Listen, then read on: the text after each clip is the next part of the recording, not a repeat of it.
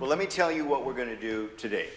We have constructed a mini election, but Harry Hersey, as you have served as a technical advisor of how to do this, we're going to ask you to remain outside.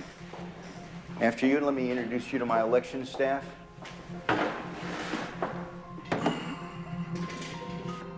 To ensure that we've not prepared some sort of a device that has been pre-rigged, pick the number, and then we'll grab that unit, and that will be the device that we will count the ballots on. I just feel like this is the one. Okay, and the winner is unit 15191. 5191.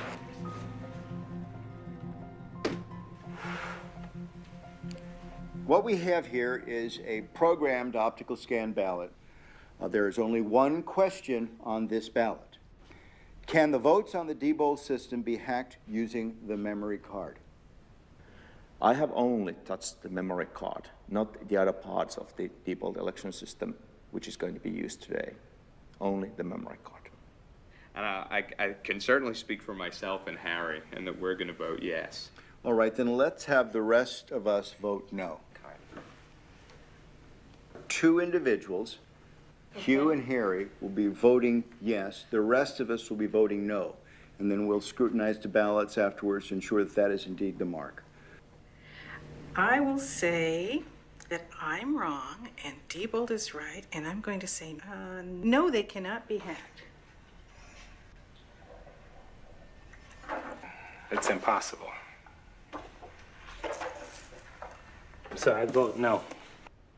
I'm going to film myself voting. Excuse me. I'm going to mark this ballot no.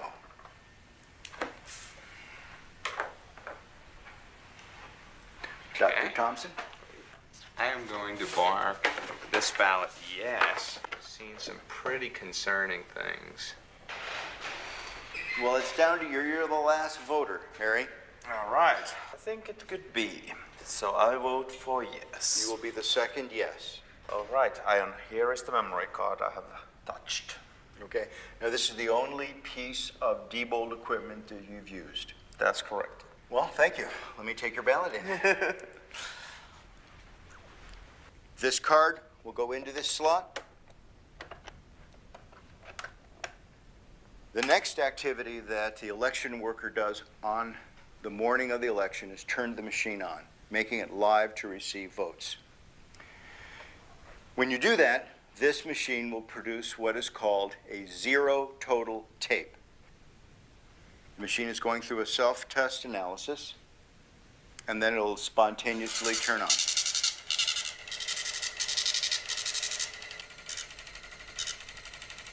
This is Harry's card that is telling us that there are 0 votes stored in the memory. Okay, let me get the ballots. Let's insert a yes ballot. We're going to put in another no. 7. And the last no ballot, 8. Placing the ender card in this device and telling it to turn off its counting function and do its reporting function will now cause the voting machine to print out a tape reading the number of votes that it had just read.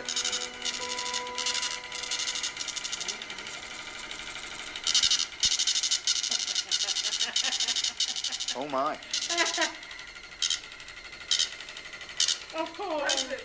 oh no! What is it? What is it? 7 yes, 1 no. Oh my God! Oh my gosh. Let me see. Here's the tape. 7 people said it could be hacked. And we put through 6 and 2. 6 no no's and 2 2 yeses. yes. Oh my gosh, do you know what this means? How do we know that Harry didn't just change the report and the votes themselves on the memory card are still correct? If that was the case, when they go into GEMS, the results would be different, isn't that right? I mean, the only way to know that is to read them into GEMS and to check the vote totals. See what GEMS says. So should we do that? I think we should, because I want to confirm for my own analysis Is this just a superficial Right, that's a good hack? In other words, question. did we just change the words on this paper? And we will upload this memory card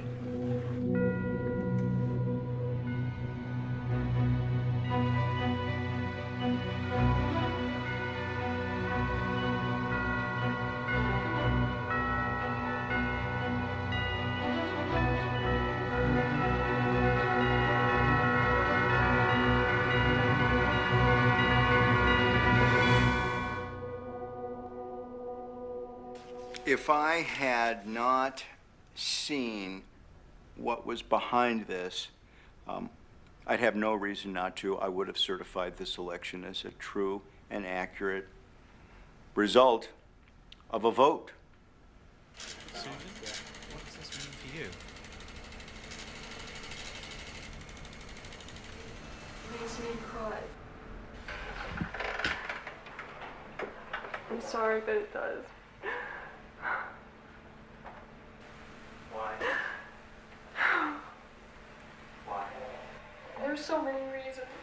The reason's because there are people out there who are giving their lives to try to make our elections secure, and they're being called conspiracy theorists and technophobes, and these vendors are lying and saying that everything's all right, and it's not all right. And I'm crying because I'll quote somebody that I know who said that it's as though our country's one country pretending to be another country. How can this be happening to our elections? This really does affect me.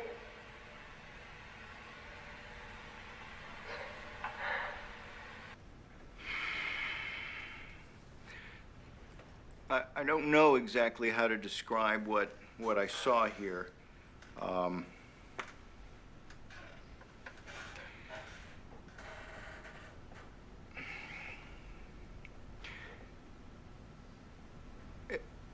I think we, as election officials, need to be a little bit more demanding from the vendors as to the technical specifications of this equipment. The vendors are driving the process of voting technology in the United States. I would much rather, at this point, I think, focus on allowing citizens to select technology that satisfies their needs.